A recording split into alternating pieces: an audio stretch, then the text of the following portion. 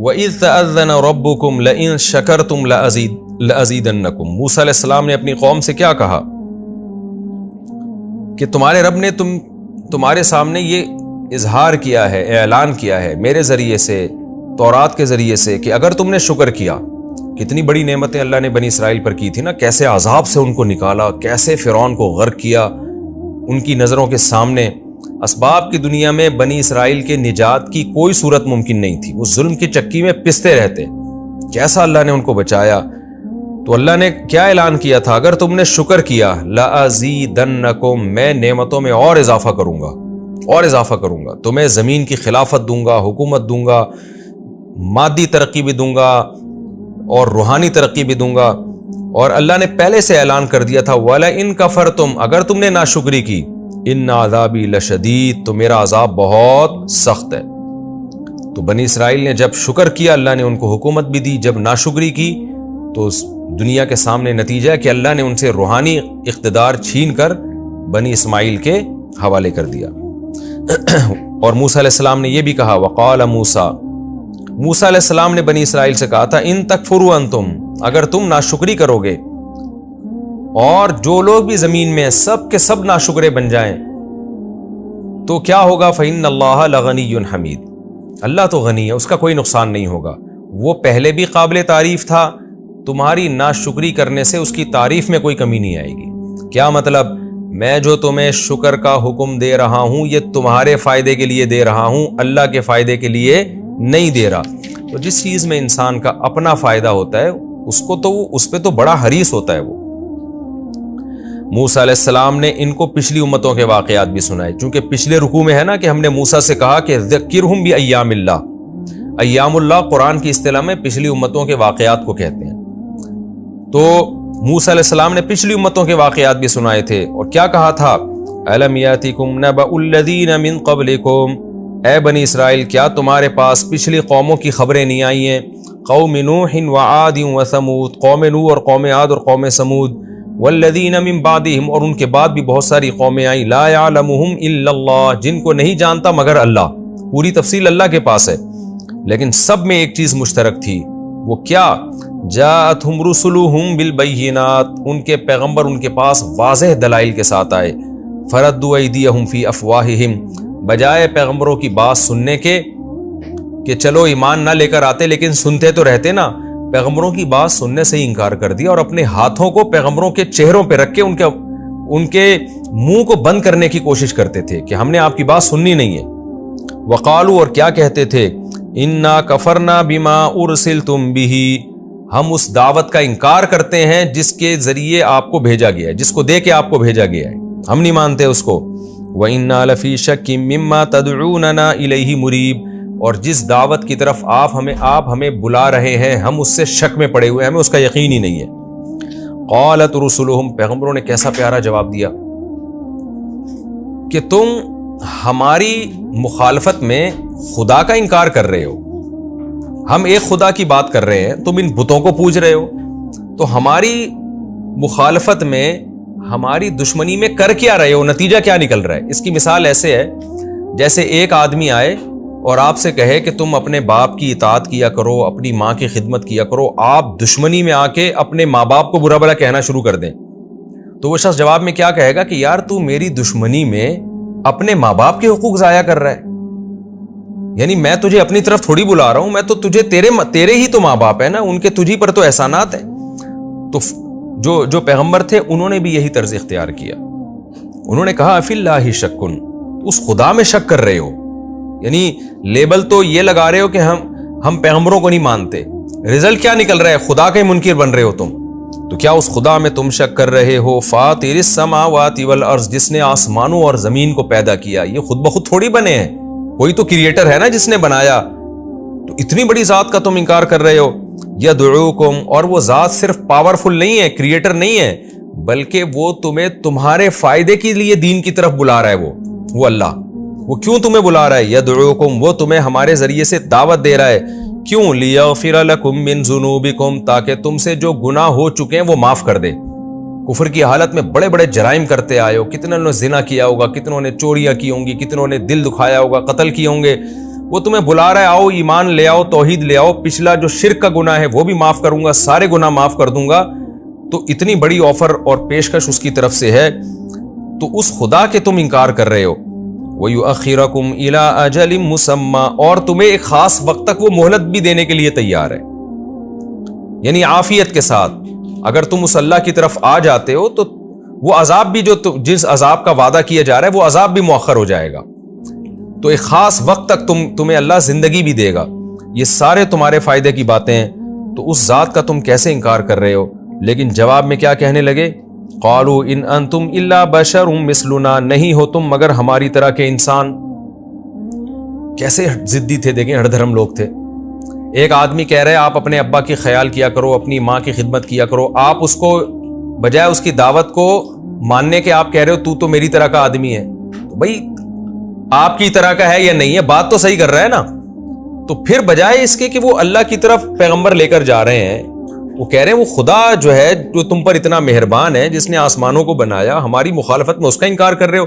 لیکن ضدی لوگ جواب کیا کہہ رہے ہیں کہ آپ ہماری طرح کے انسان ہو، یعنی پھر وہی بات گھما کے وہیں لے کر آ رہے ہیں، تریدون ان تصدونا، اور پھر نیت پہ بھی شبہ کر رہے ہیں، کہہ رہے ایک تو آپ ہماری طرح کے انسان ہو، گویا انسان پیغمبر نہیں ہو سکتا۔ نمبر دو، آپ کا بنیادی مقصد کیا ہے؟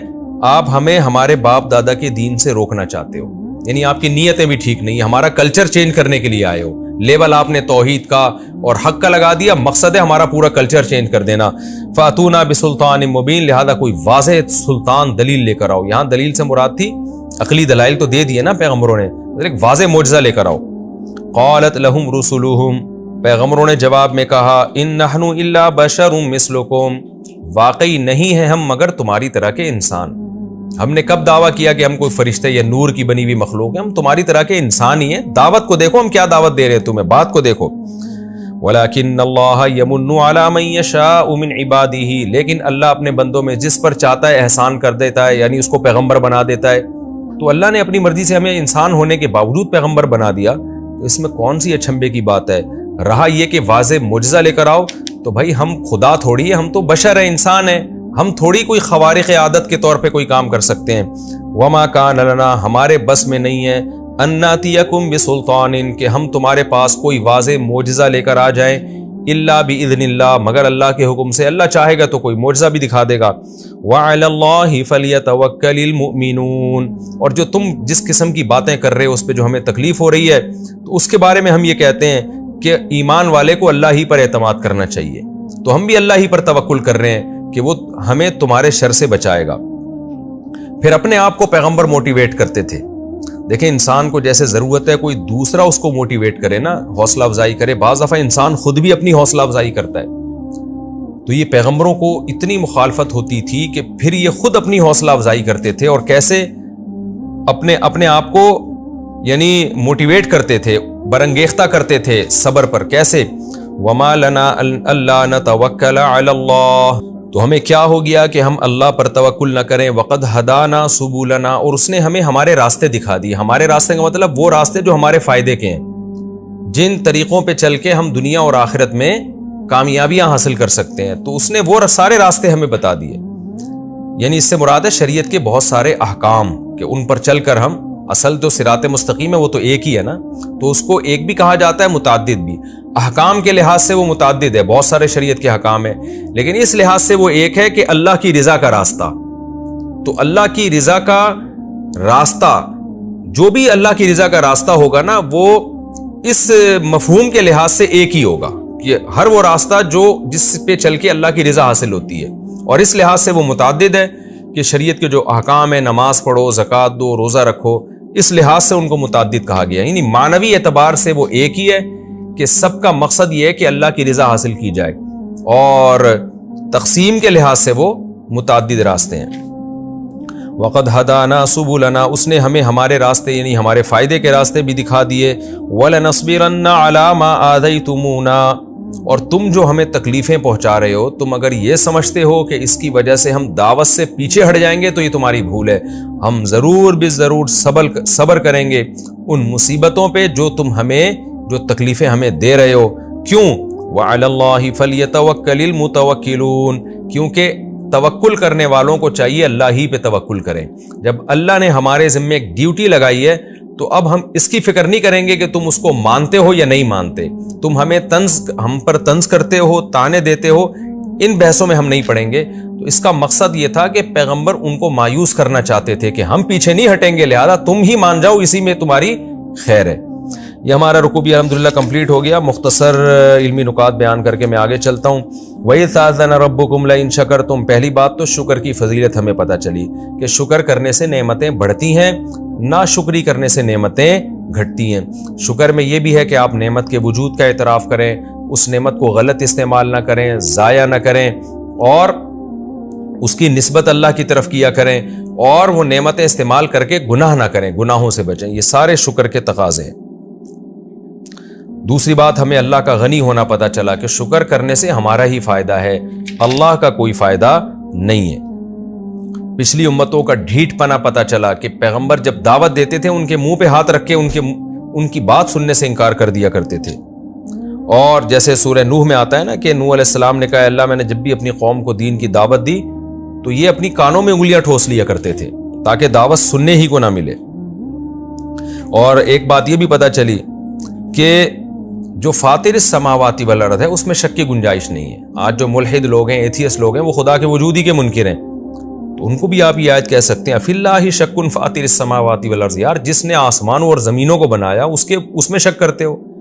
यानी इसकी मिसाल ऐसे जैसे किसी मैकेनिक ने कोई गाड़ी बनाई, अब आप कहें ये गाड़ी खुद ब खुद बनी है, तो अगला क्या कहेगा, यार इस गाड़ी के बनाने वाले में तुम शक करते हो, उसके इनकार कर रहे हो, इतनी अजीब व गरीब चीज खुद से कैसे बन गई।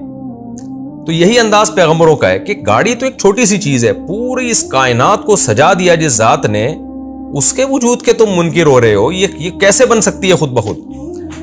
तो ये इल्हाद और जो एथियस लोग हैं उनके लिए भी ये आयत बहुत बड़ी जबरदस्त आयत है, बहुत मजबूत दलील है ये खुदा के वजूद पर।